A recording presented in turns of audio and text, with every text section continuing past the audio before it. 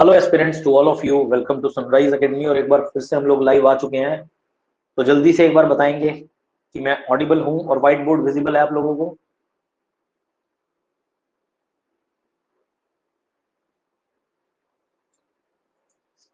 जल्दी से बताइए, क्या मैं ऑडिबल हूं और व्हाइट बोर्ड विजिबल है आप लोगों को?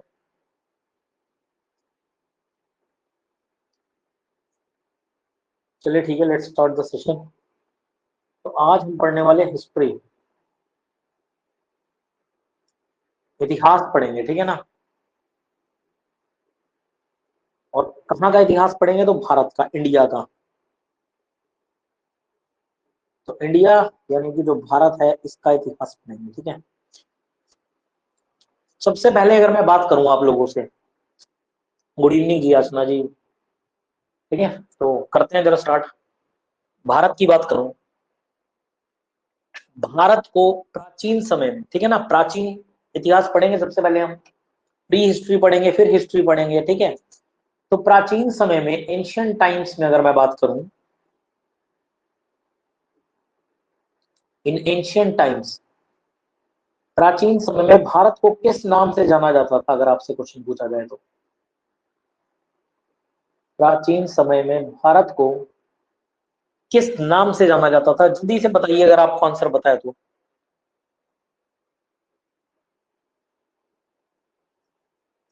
तो भारत का जो सबसे पुराना नाम है, जो सबसे पहला नाम है, भारत को जाना जाता था सकल जम्बू द्वीप के नाम से, ठीक है ना, या फिर जम्बू द्वीप के नाम से।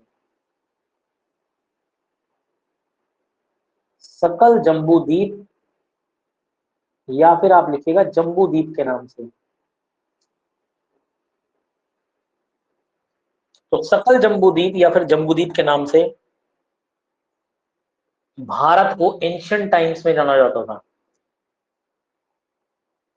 सकल जम्बू द्वीप या जम्बू द्वीप। इसके अलावा भारत का दूसरा नाम था, याद रखिएगा, आर्यव्रत, जो कि आर्यों के नाम पर पड़ा था, आर्यव्रत के नाम। तो भारत को आर्यव्रत भी कहा जाता था। और ये नाम भारत को, याद रखिएगा, किसने दिया था? आर्यों ने दिया था। Screen not visible. और नीतू जी, जरा एक बार आप बताएंगे, आपको स्क्रीन विजिबल है?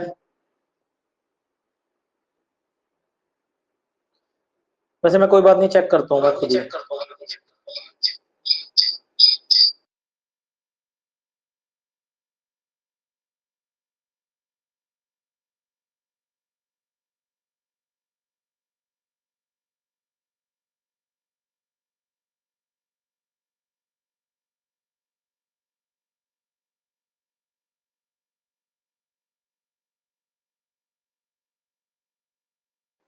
तो याचना जी, एक बार स्क्रीन विजिबल है मुझे तो, और नीतू मैम को भी विजिबल है। तो आप एक बार रीसेट करो इस एप्लीकेशन को, चल जाएगी आपकी क्लास। ठीक है, रीसेट कर लो एक बार एप्लीकेशन, आपकी क्लास चल जाएगी। जल्दी से रीसेट कर लीजिए। वैसे मैं देख ही रहा हूँ इस समय क्लास एकदम एक्टिव है क्लास, ठीक है, और सब कुछ दिखाई दे रहा है बड़े इजीली। तो इंडिया को प्राचीन समय में सकल जम्बूद्वीप, या फिर आर्यों ने दूसरा नाम दिया था आर्यव्रत, ठीक है। या फिर भारत का नाम भारतवर्ष भी पड़ा था एक समय पर। भारत को भारतवर्ष के नाम से भी जाना जाता था। भारतवर्ष, भारतवर्ष, या फिर भारत का नाम। अब ये नाम कहाँ से आया था, इसके लिए अलग अलग थ्योरीज हैं। कहते हैं भरत कबीला हुआ करता था भारत में। भरत कबीले के नाम पर, याद रखिएगा, भारत का नाम रखा गया था, जो भरत कबीला था। तो इस कबीले के नाम पर भारत का नामकरण जो है, कहते हैं कि वो किया गया था।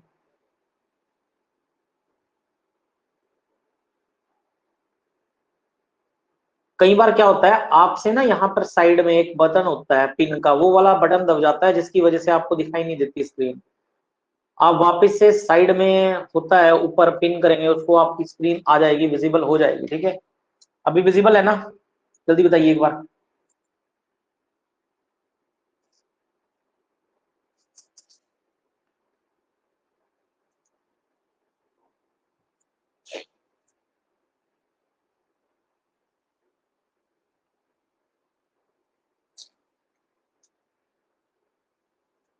तो देखिए भारत के 5 नाम थे एंशिएंट समय में, प्राचीन समय में। सबसे पहला नाम, सबसे प्राचीन समय का नाम था सकल जम्बूद्वीप या फिर जम्बूद्वीप।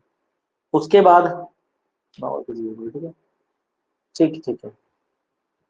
तो सकल जम्बूद्वीप पे जम्बूद्वीप, आर्यों ने इसे नाम दिया था आर्यव्रत।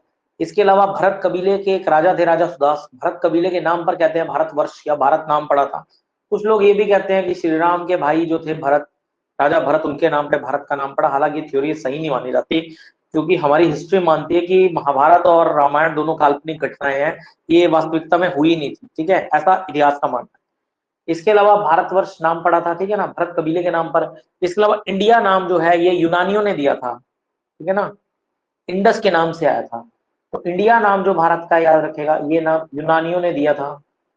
जैसे कि अलेक्जेंडर भारत आया था, यूनानी, यूनानियों ने नाम दिया था भारत को इंडिया। और इंडस के नाम पर ये रखा गया था, याद रखिएगा, इंडस के नाम पर, जबकि सिंधु नदी है, इस इंडस के नाम पर ये नाम रखा गया था इंडिया। नेक्स्ट याद रखिएगा कि भारत को हिंदुस्तान का नाम भी दिया गया है। हिंदुस्तान याद रखिएगा, ये नाम अरबों ने दिया था। आप जानते हैं कि 712 एडी में मोहम्मद बिन कासिम पहला अरब आक्रमणकारी था जिसने भारत पे आक्रमण किया था। तो यहाँ पे हिंद, ठीक है ना, तो अरबों ने भारत को हिंदुस्तान का नाम दिया था, क्योंकि यहाँ की ज्यादा पॉपुलेशन क्या थी, हिंदू से संबंधित थी, तो उसको नाम दिया था हिंदुस्तान। तो ये 5 नाम मिलते हैं हमें एंशिएंट टाइम्स में भारत के, ठीक है। और इनमें से अभी 2 नाम तो वास्तविकता में है ही है, जो हमारे संविधान में है, इंडिया जो कि भारत है, इंडिया जो कि भारत है, ठीक है ना। क्या लिखा हुआ है संविधान में? इंडिया जो कि भारत है, ये लिखा गया है, इंडिया जो कि भारत है। आर्टिकल 1 अगर आप पढ़ते हैं तो यही लिखा गया है उसमें, इंडिया जो कि भारत है।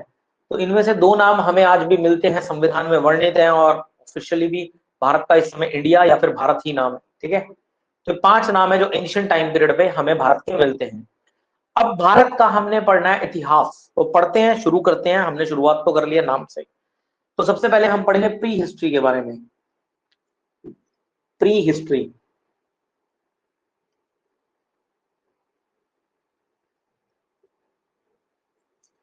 प्री हिस्ट्री जिसे हिंदी में कहा जाता है पूर्व ऐतिहासिक काल, या प्राग ऐतिहासिक काल भी बोला जाता है, या फिर पूर्व ऐतिहासिक काल कहा जाता है।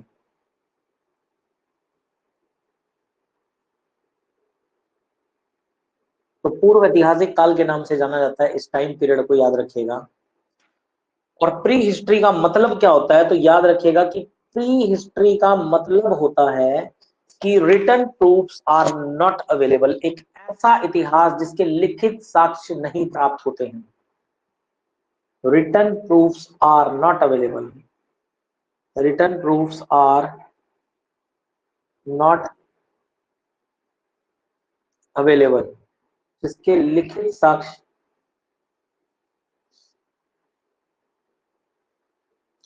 लिखित साक्ष्य नहीं प्राप्त होते हैं, ठीक है ना। तो जिसके लिखित में साक्ष्य प्राप्त नहीं होते उसे क्या कहा जाता है, पूर्व ऐतिहासिक काल। अब आप कहेंगे सर जब लिखित में कुछ अवेलेबल नहीं है तो कैसे बनाई इतिहास, तो करते हैं इस बारे में भी बात। तो देखो इस टाइम पे कौन सी एज हमें पढ़नी है, तो इस समय पर हमें पढ़नी होती है स्टोन एज।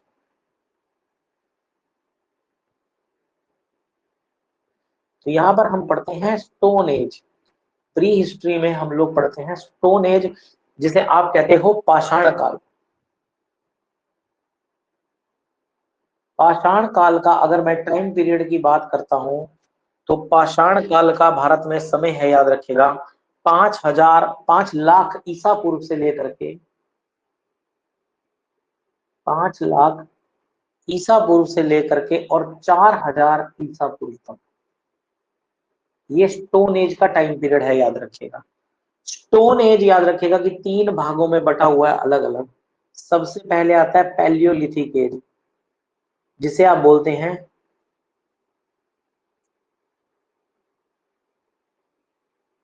पूरा पाषाण काल।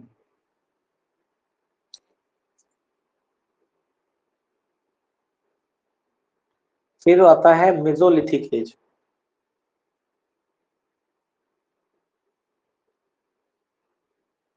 इसे बोला जाता है मध्य पाषाण काल।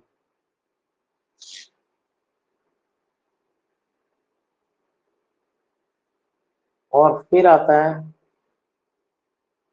नियोलिथिक एज, नव पाषाण काल।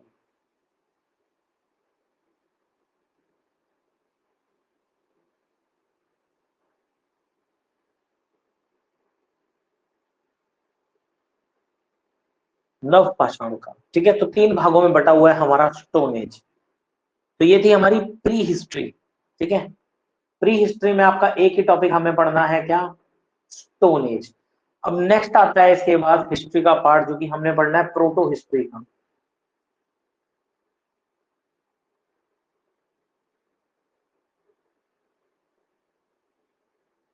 प्रोटो हिस्ट्री का मतलब होता है आद्य ऐतिहासिक काल। आद्य ऐतिहासिक काल।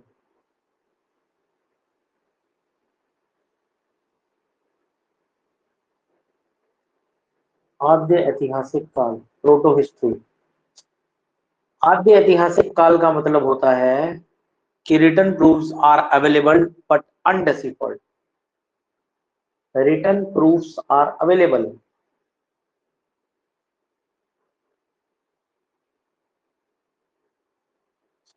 लिखित साक्ष्य प्राप्त तो हुए हैं लेकिन अनडेसिफर्ड, यानी कि उन्हें पढ़ा नहीं जा सका आज तक। अनडेसिफर्ड यानी कि उन्हें पढ़ा नहीं जा सका। तो लिखित साक्ष्य अवेलेबल हैं लेकिन आज तक उन्हें पढ़ा नहीं जा सका। तो ये आता है आपका प्रोटो हिस्ट्री में। प्रोटो हिस्ट्री में जो आपने टॉपिक पढ़ना है वो पढ़ना है, याद रखिएगा, हड़प्पन सिविलाइजेशन पढ़ना है एक आपने।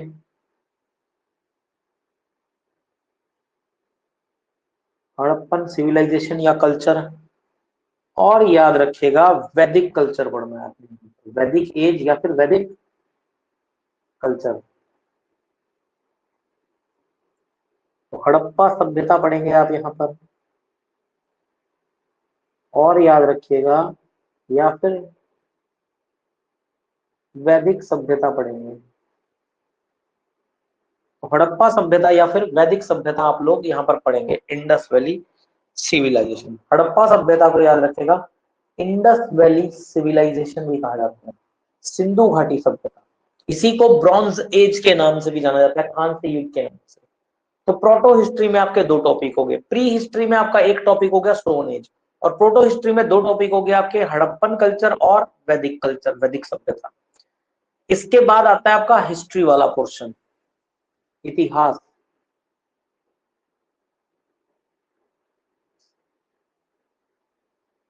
इसको बोला जाता है ऐतिहासिक काल।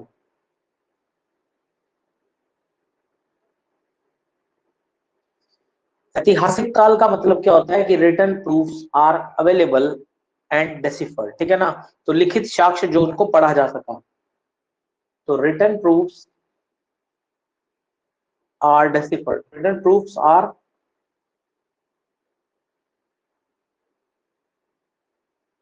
डेसिफर्ड, ठीक है। तो लिखित साक्ष्य को पढ़ा जा सकता है, लिखित साक्ष्य हैं और उन्हें पढ़ा भी जा सकता है।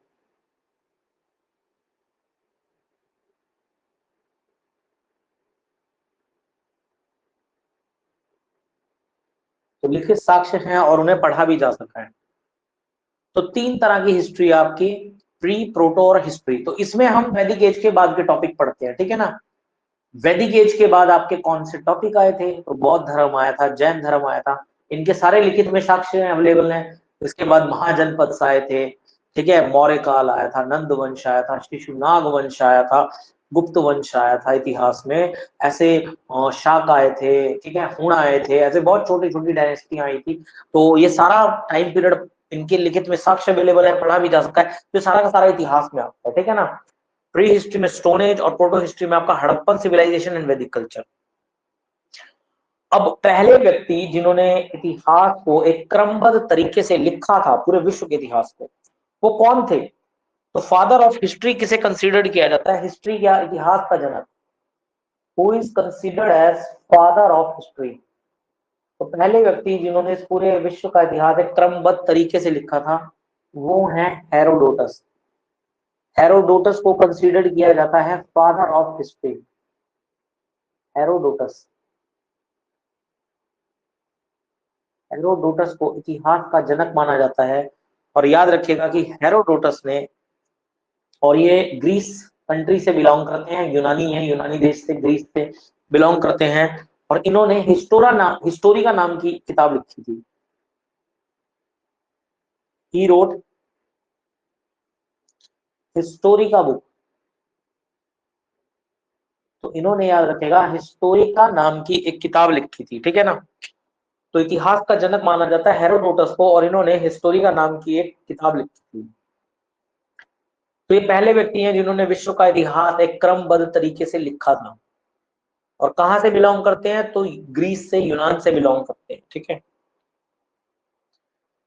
इसके अलावा अगर भारत के इतिहास की बात करूं, तो भारत का इतिहास सबसे पहले the Oxford history of India लिखी थी वी ए स्मिथ ने। वी ए स्मिथ, विंसेंट ऑनस्टिन स्मिथ थे इनका नाम पूरा। इन्होंने एक बुक लिखी थी और इस बुक का नाम है the Oxford history of India.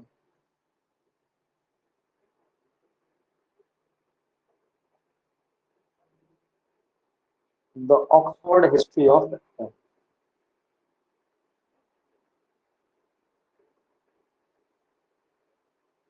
The Oxford history of India. साथ ही साथ याद रखिएगा, एक व्यक्ति थे जिनका नाम था कलहन। कलहन ने लिखी थी राज तरंगिणी।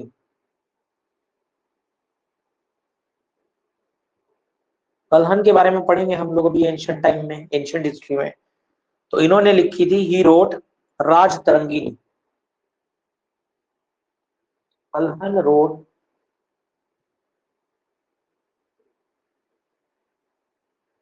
राज तरंगिणी, क्योंकि याद रखिएगा कश्मीर का इतिहास लिखा गया है इसमें, history of Kashmir.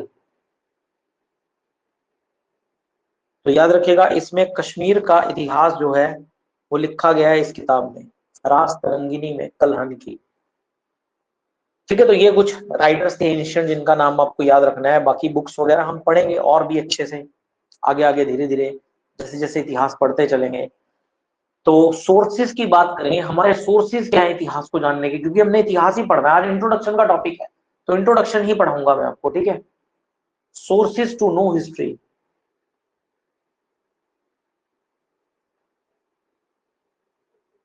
Sources to know history. तो इतिहास को जानने के स्रोत क्या है, सोर्सेज क्या हमारे। देखो, दो तरह के सोर्सेज हैं हमारे। एक तो है साहित्यिक स्रोत और एक है हमारे नॉन लिटरेरी सोर्सेज, गैर साहित्यिक स्रोत, ठीक है। तो एक तो है हमारे लिटरेरी सोर्सेज, यानी कि साहित्यिक स्रोत है, साहित्य से हमें पता लगता है बहुत कुछ जब हम साहित्य पढ़ते हैं भारत का। और दूसरी कुछ गैर साहित्यिक किताबें हैं, सबके बारे में बताऊंगा। गैर साहित्यिक स्रोत हैं कुछ, जिनसे हमें भारत के इतिहास के बारे में पता चलता है, ठीक है ना। अब लिटरेरी अगर मैं सोर्स की बात करता हूं, सबसे पहले हेडिंग डालिए साहित्यिक स्रोत, लिटरेरी सोर्सेज।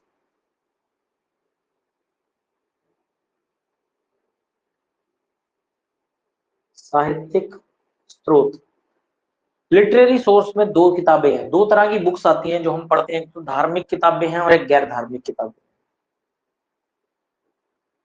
तो एक तो आपकी धार्मिक किताबें हैं साहित्यिक में, और एक है आपकी गैर धार्मिक किताबें।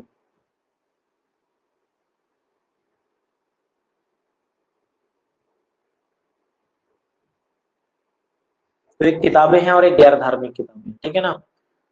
तो सबसे पहले मैं धार्मिक किताबों की ही बात कर लेता हूँ। धार्मिक किताबें कौन कौन सी हैं, ठीक है, जिससे हमें इतिहास के बारे में जानकारी मिलती है, रिलीजियस बुक्स के बारे में। तो देखो, अगर मैं बात करता हूँ रिलीजियस बुक्स की,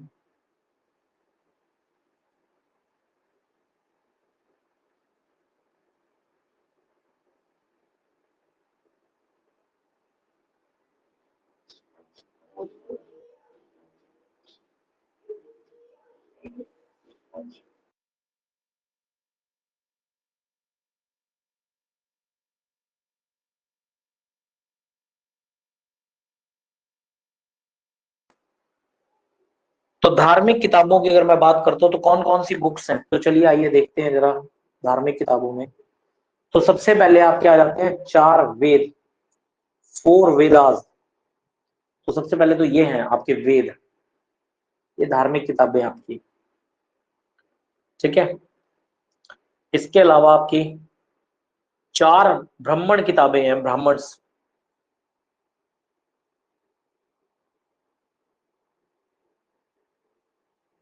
ये 4 किताबें हैं, ठीक है ना। इसके अलावा अरण्यक हैं आपके, ये सब वेदों में ही लिखे गए हैं। अरण्यक, अरण्यक ये टोटल कितने हैं, ये टोटल 8 बुक्स हैं, ठीक है ना। उपनिषद, उपनिषदों की संख्या तो काफी सारे उपनिषद हैं आपके, लेकिन जो उपनिषद की बुक्स हैं वो टोटल 11 उपनिषद की बुक है, ठीक है ना, 11 बुक्स है। इनसे हमें बहुत कुछ मिलता है इतिहास के जानने के लिए। इसके अलावा स्मृति है हमारे पास, है ना। स्मृति कितनी है हमारी, 18। इसके अलावा पुराण है, पुराण पढ़ते हैं हम लोग, पौराणिक लिटरेचर पढ़ते हैं, ठीक है। पौराणिक लिटरेचर, तो पौराणिक साहित्य पढ़ते हैं, ठीक है। पुराणों की संख्या कितनी है, 18। पुराण कितने हैं हमारे, 18 पुराण, ठीक है ना। जिसमें सबसे पहला पुराण कौन सा है, तो सबसे पहला पुराण है आपका मत्स्य पुराण, मत्स्य पुराण, याद रखिएगा। और मत्स्य पुराण में ही बताया गया है कि हमारे जो विष्णु भगवान है उनका पहला जन्म मछली के रूप में हुआ था, ठीक है ना। मछली के रूप में सबसे पहला जन्म हुआ था, और लास्ट जन्म अब होगा इस कलयुग में, कल की अवतार में, मतलब आज के मानव के रूप में, ठीक है। तो मत्स्य पुराण पहला पुराण था जिसमें इस बात का जिक्र किया गया था। इसके अलावा विष्णु पुराण और भागवत पुराण है, जिन्हें महापुराण कहा जाता है। तो विष्णु पुराण,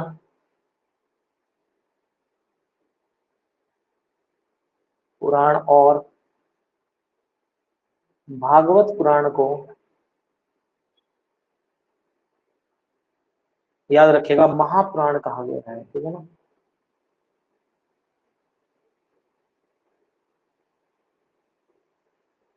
महापुराण कहा गया है, ठीक है।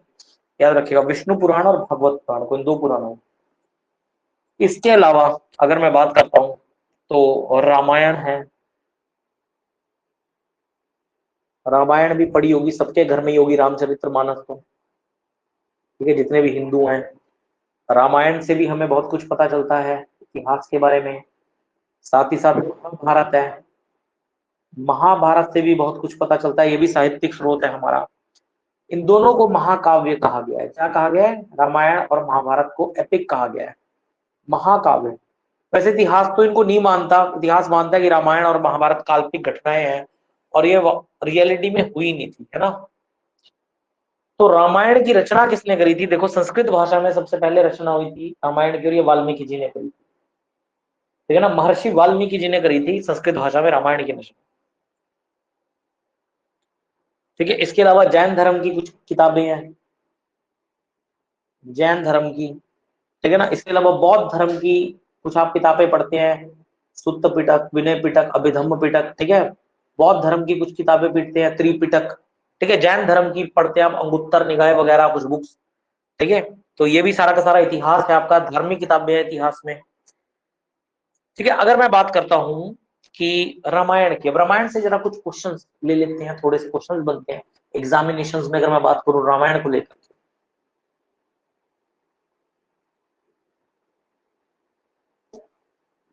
देखो रामायण की अगर बात करें तो इसकी रचना किसने करी थी, तो वाल्मीकि जी ने करी थी संस्कृत भाषा में, वाल्मीकि जी ने करी थी, वो भी संस्कृत भाषा में।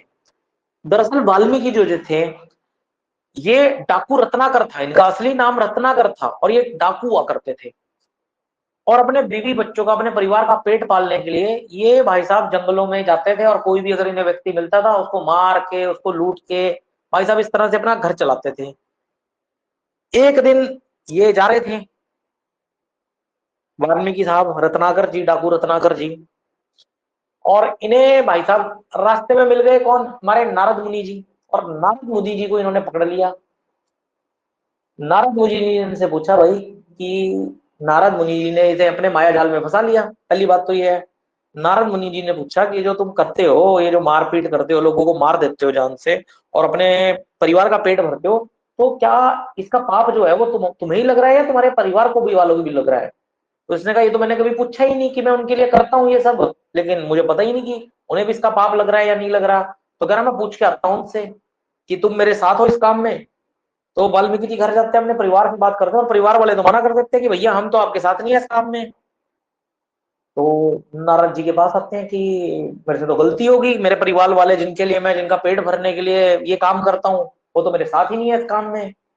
तो नारद जी कहते हैं भाई ठीक है, अभी काम छोड़ दो और एक काम करो, अयोध्या में श्री रामचंद्र जी का जन्म होने वाला है, और एक काम करो तुम तपस्या शुरू कर दो राम जी के नाम की, राम जी के नाम की तपस्या शुरू कर दो आज से ही, और ऐसे ऐसे घटना होने वाली है, ठीक है ना।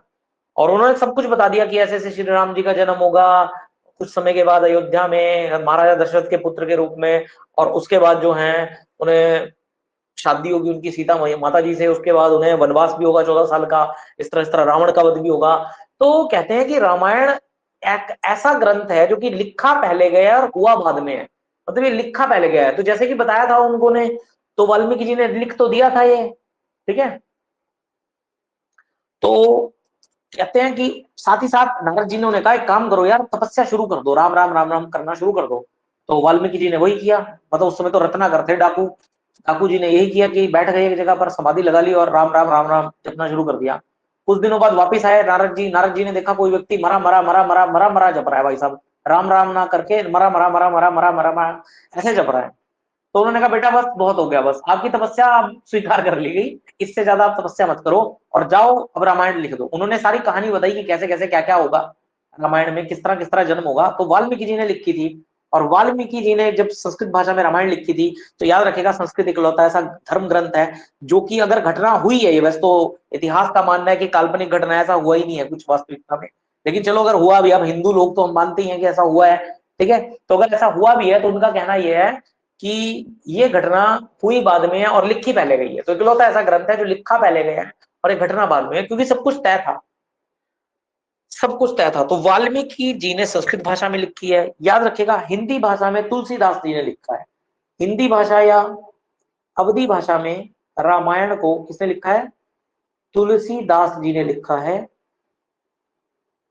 हिंदी भाषा या फिर अवधी भाषा में। और याद रखिएगा कि तुलसीदास जी अकबर, मुगल शासक अकबर के समकालीन थे, अकबर के समय पर यह रामायण लिखी गई थी हिंदी भाषा में। इसके अलावा याद रखिएगा कि नेपाली भाषा में आदि कवि भानु ने लिखी है, आदि कवि भानु ने,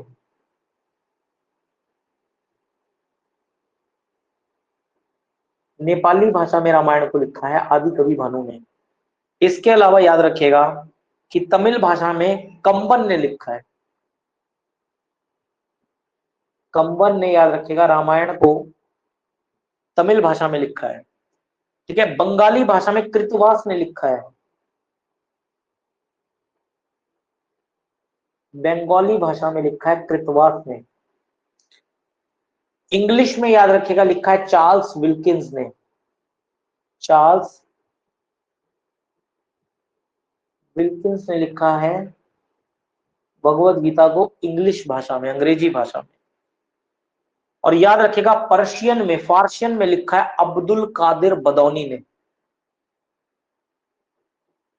अब्दुल कादिर बदौनी।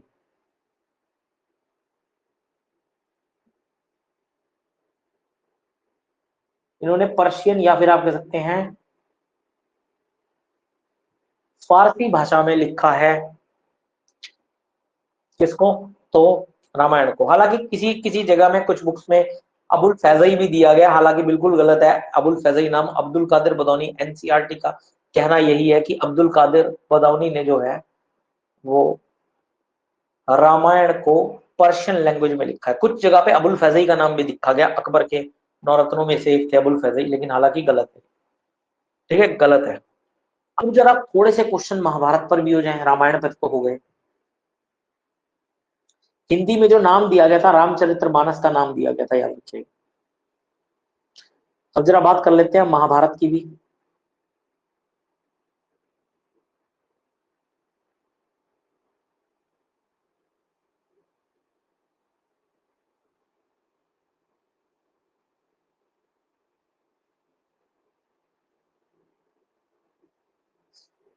महाभारत।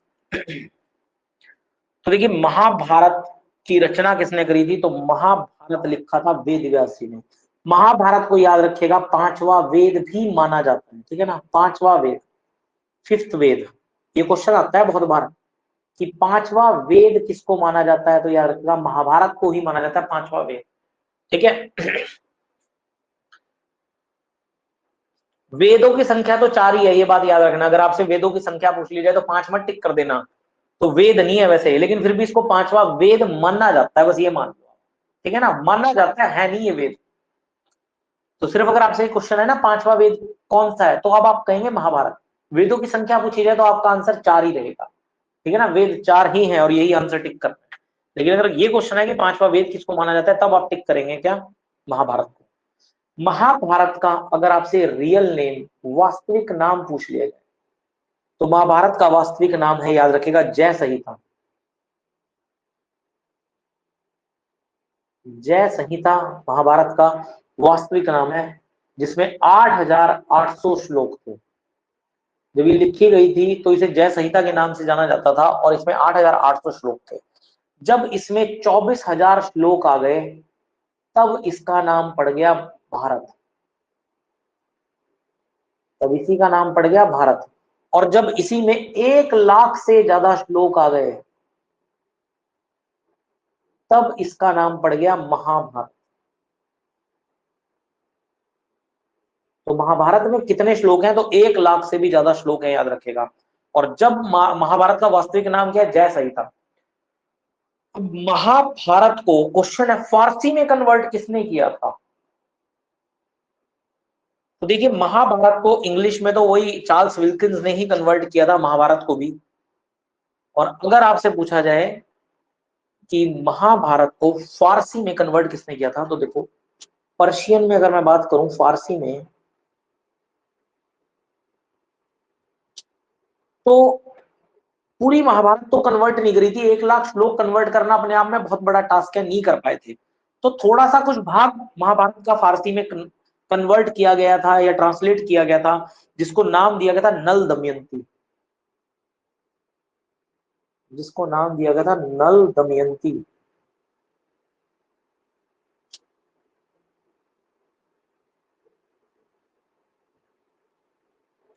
नल दमयंती लिखी थी किसने? अबुल फैजल ने।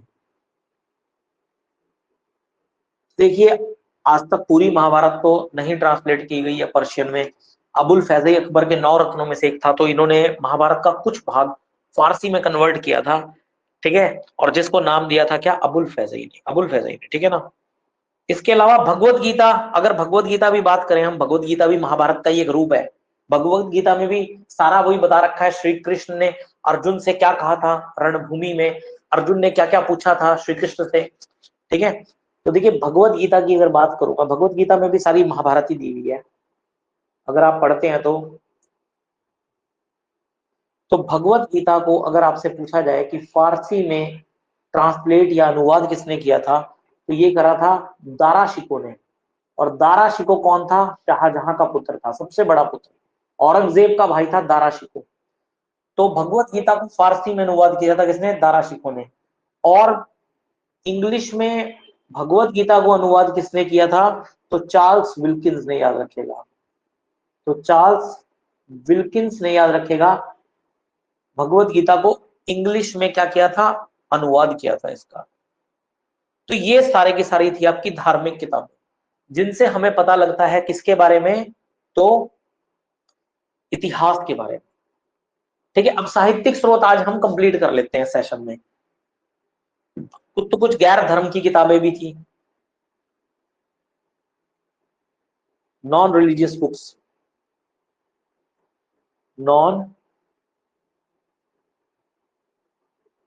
रिलीजियस बुक्स, तो कुछ गैर धार्मिक किताबें थी, ठीक है ना।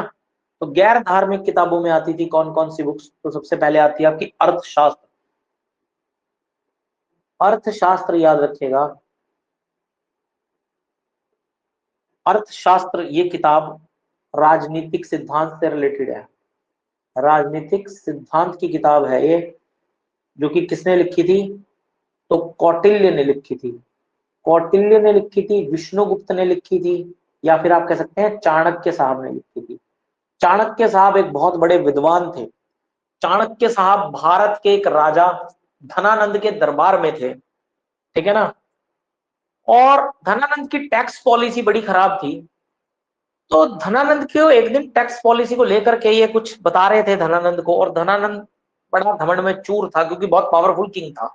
तो कहते हैं भरे दरबार में धनानंद ने कौटिल्य साहब की, चाणक्य साहब को धक्का दे करके भाई साहब गिरा दिया, और भरे दरबार में इनकी बेइज्जती करके इन्हें निकाल दिया। गिरने से कहते हैं इनकी शिखा खुल गई। जो बाल होते हैं ना सर के ऊपर एक छोटी सी बनाई हुई होती है, उसको कहते हैं शिखा। इनकी शिखा खुल गई। उस दिन इन्होंने कहते हैं प्रण लिया था कि जब तक भाई साहब मैं तेरे टक्कर का एक राजा नहीं खड़ा कर दूंगा ना इस भारत में, तब तक भाई साहब मैं शिखा नहीं मांगूंगा। तो फिर कौटिल्य साहब ने गुरुकुल में जाकर के एज अ टीचर, एक अध्यापक के तौर पर गए। ये तक्षशिला यूनिवर्सिटी में भी इन्होंने पढ़ाया कुछ समय। वहां पर इन्हें एक व्यक्ति मिला जिसका नाम है चंद्रगुप्त मौर्य। एक बच्चा मिला छोटा सा, उस बच्चे को ट्रेंड किया इन्होंने। और चंद्रगुप्त ने 3 या 4 बार प्रयास किया धनानंद के ऊपर आक्रमण करके, विफल रहा। चौथी 5वीं बार में चंद्रगुप्त मौर्य को सफलता हुई और फाइनली धनानंद को मार दिया उसने।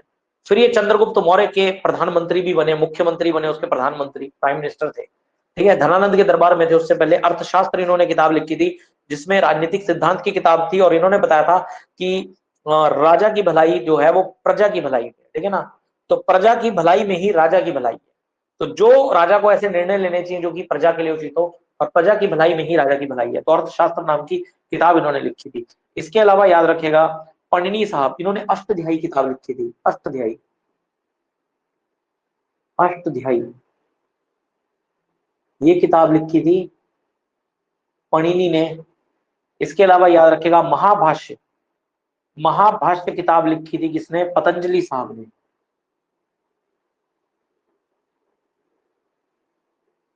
महाभाष्य योग के जनक पतंजलि साहब ने लिखी थी। पतंजलि साहब भी तक्षशिला यूनिवर्सिटी में पढ़ाया करते थे। साथ ही साथ याद रखेगा कात्यायनी ने वार्तिक किताब लिखी थी। वार्तिक किताब लिखी थी किसने? कात्यायनी ने। इसके अलावा याद रखेगा विशाख दत्त ने मुद्रा राक्षस और देवी चंद्रगुप्तम लिखी थी। मुद्रा राक्षस और देवी चंद्रगुप्तम, ये दोनों बुक्स किसने लिखी थी? तो याद रखिएगा विशाख दत्त ने लिखी थी। साथ ही साथ याद रखिएगा इंडिका मैगस्थनीज ने लिखी थी। इंडिका बुक जो कि बाय मैगस्थनीज ने लिखी थी, याद रखिएगा। तो ये सारी गैर धार्मिक किताबें हैं, ठीक है। इसके अलावा कुछ फॉरेन अकाउंट्स, कुछ विदेशी लोग भी भारत में आए थे, उन्होंने भी कुछ किताबें लिखी थी फॉरेन अकाउंट्स की। अगर मैं बात करता हूं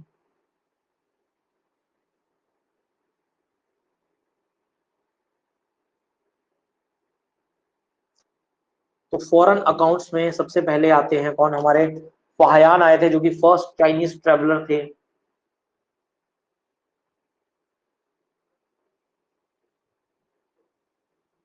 तो याद रखिएगा पहले चीनी यात्री थे, फर्स्ट चाइनीज ट्रेवलर। पहले चीनी यात्री थे जो कि 319 से लेकर के 414 एडी तक रहे थे इस धरती पर। इन्होंने याद रखिएगा फायान साहब ने एक किताब लिखी थी जिस किताब का नाम था फूकुकी। फूकुकी नाम की किताब लिखी थी इन्होंने, ठीक है। इसमें भी भारत का इतिहास लिखा था इन्होंने। इसके अलावा दूसरे चीनी यात्री थे जिनका नाम था हुएन सांग। हुएन सांग जो कि सेकंड चाइनीज ट्रेवलर थे, दूसरे चीनी यात्री थे जो भारत में आए थे।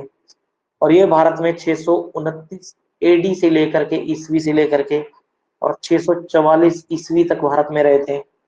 और इन्होंने याद रखेगा सी यू की नाम की एक किताब लिखी थी। सी यू की नाम की पुस्तक लिखी थी। इसके अलावा थर्ड चाइनीज ट्रेवलर थे जिनका नाम था इत सिंह।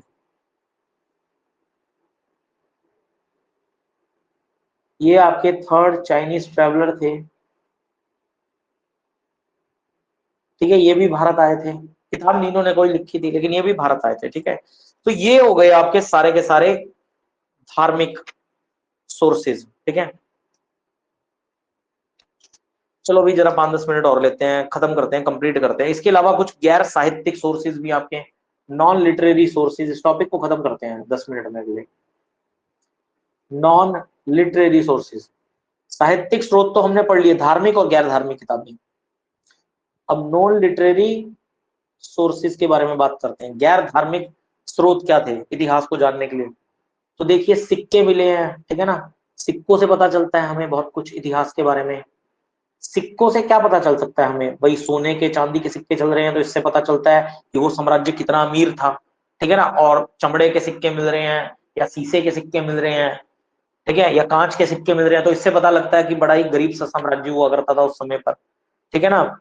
तो सिक्के मिले हमें, जैसे कि इंडियन पंच मार्क्ड कॉइन मिला है, जो कि चांदी का सिक्का मिला है सबसे पहला, ठीक है ना। सबसे पुराना सिक्का जो मिला है उसको नाम दिया गया इंडियन पंच मार्क्ड कॉइन, ठीक है ना, जो कि चांदी का, याद रखिएगा, चांदी का सिक्का मिला है। चांदी का सिक्का था, ये प्राचीन समय में यूज होता था। इसके अलावा एडिक्ट्स मिलते हैं, एडिक्ट्स जिसको आप कहते हैं लेख, शिलालेख, ठीक है ना, एडिक्ट्स। या फिर इंस्क्रिप्शंस मिलते हैं जिसको आप कहते हैं प्रशस्ति लेख, इंस्क्रिप्शंस। तो शिलालेख या फिर प्रशस्ति लेख, भाई लेखों के ऊपर भी तो बहुत कुछ मेंशन है। लेखों से भी हमें बहुत सारी जानकारी मिलती है, किस राजा ने किस समय पे बनवाया था, किस विजय के उपलक्ष्य में बनवाया था। जैसे कि अकबर ने बुलंद दरवाजा बनवाया था, ठीक है ना, गुजरात विजय के उपलक्ष्य में, तो वहां पे मेंशन है, बात हमें पता चलती है। इतिहास कुछ गैर साहित्यिक सोर्स भी हैं जिससे हमें इतिहास के बारे में पता चलता है, शिलालेखों से, प्रशस्ति लेखों से। इसके अलावा बहुत से ऐतिहासिक हिस्टोरिकल मॉन्यूमेंट्स है, हिस्टोरिकल मॉन्यूमेंट्स, तो ऐतिहासिक स्मारक हैं, इससे भी हमें पता चलता है साम्राज्य के बारे में। लाल किला है आपका दिल्ली का, आगरा का।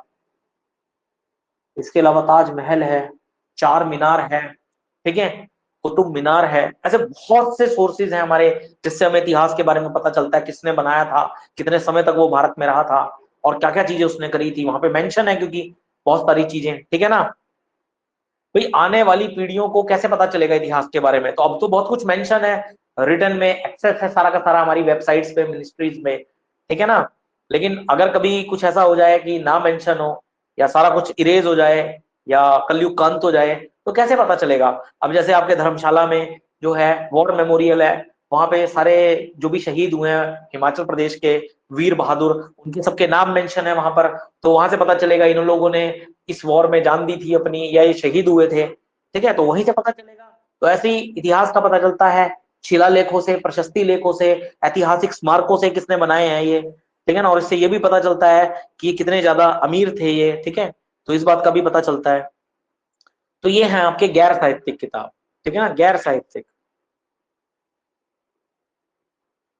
अच्छा देखो आज के समय का पता लगाने के लिए, देखो अगर मैं बात करूं कैलेंडर की, कैलेंडर, देखो जब कैलेंडर नहीं हुआ करते थे, पुराना बहुत समय समय चल रहा था, तो उस समय युग चला करते थे, है ना।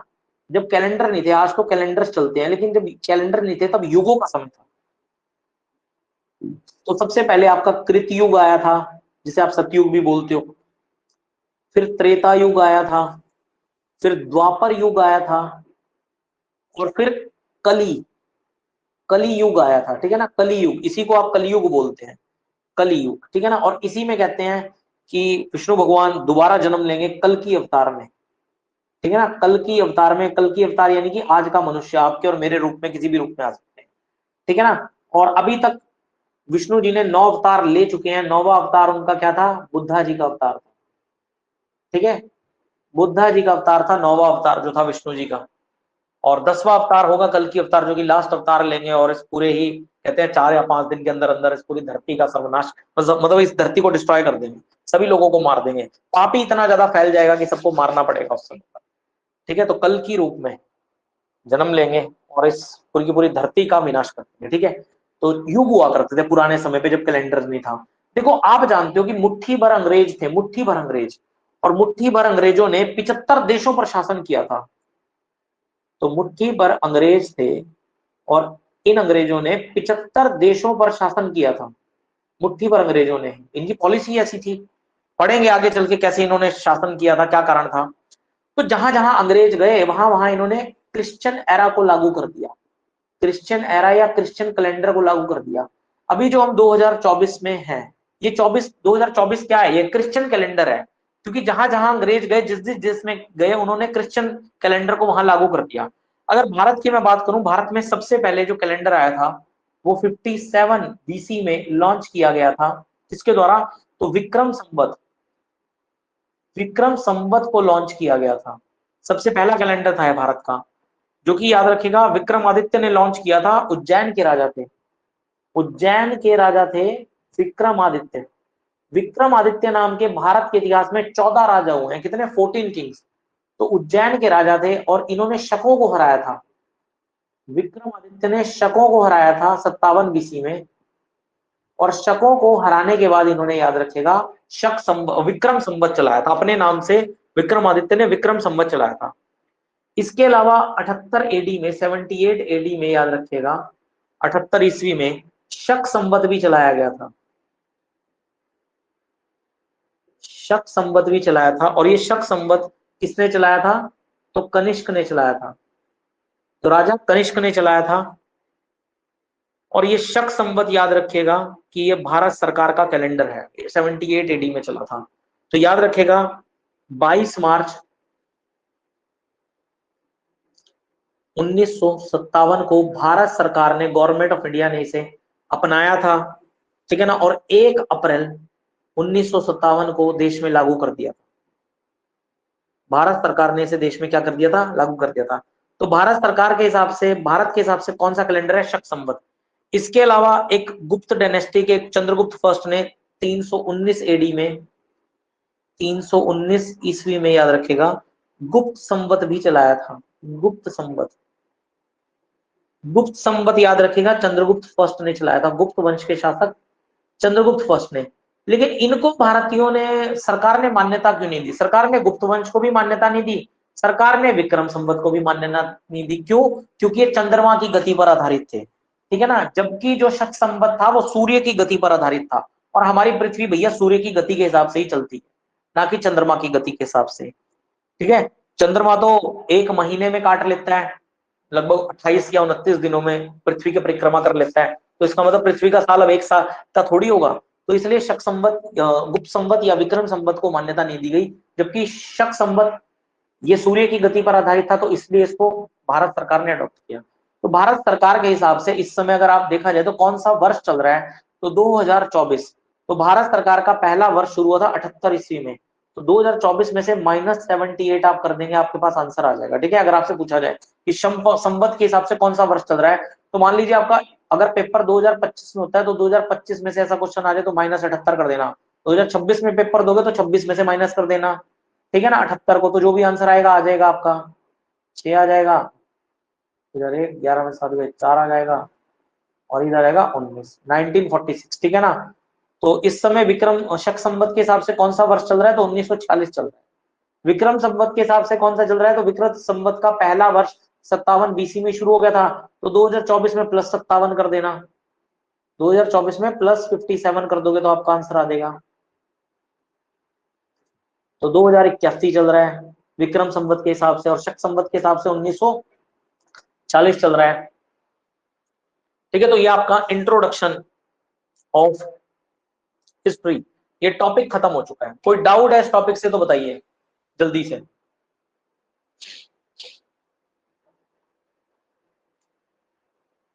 तो आपका इंट्रोडक्शन ऑफ केमिस्ट्री कंप्लीट हो चुका है। कल हम पढ़ेंगे स्टोन एज के बारे में। ठीक है। स्टोन एज, कोई डाउट है तो बताइए जल्दी से।